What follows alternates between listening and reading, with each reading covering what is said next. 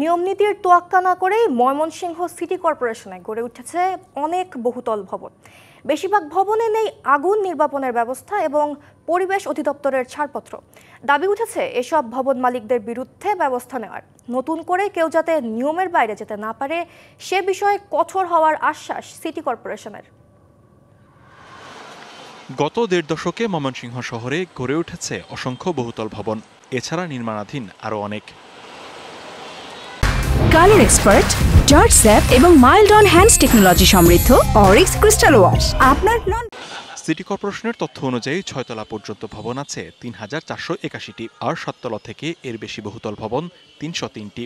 বাস্তবে এ সংখ্যা অনেক বেশি। ফায়ার সার্ভিস বলছে ময়মনসিংহের বেশিরভাগ বহুতল ভবনে নেই অগ্নি নির্বাপন ব্যবস্থা। হতাহতের ঝুঁকি আছে ভূমিকম্পের মতো দুর্যোগে। বেশিরভাগই ফায়ার সার্ভিস থেকে কোনো ছাড়পত্র নেয়নি, ছাড়পত্রবিহীন ভবনগুলো তৈরি করছে এবং ভবনের পাশে যে রাস্তাঘাট আছে এই রাস্তাঘাটে ফায়ার সার্ভিসের গাড়ি চলাচল খুবই সমস্যার সম্মুখীন হইব এবং বড় ধরনের দুর্ঘটনা ঘটলে অনেক লোক মারা যাওয়ার সম্ভাবনা আছে। পরিবেশ অধিদপ্তর বলছে বহুতল ভবনের ক্ষেত্রে ছাড়পত্র নিয়েছে হাতে গোনা কয়েকজন।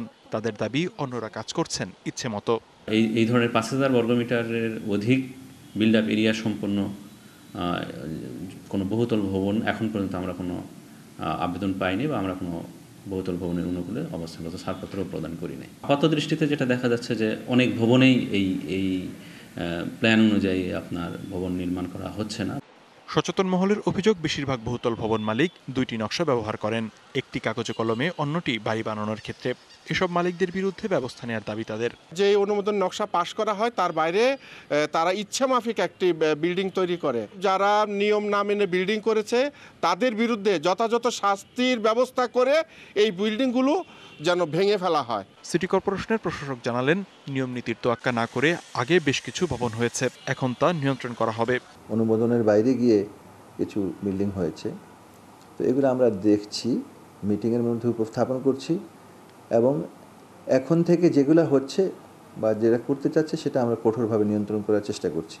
জানমালের নিরাপত্তা নিশ্চিতে বহুতল ভবন নির্মাণে কর্তৃপক্ষ নজরদারি বাড়াবে এমন প্রত্যাশা সাধারণ মানুষের। DBC news desk.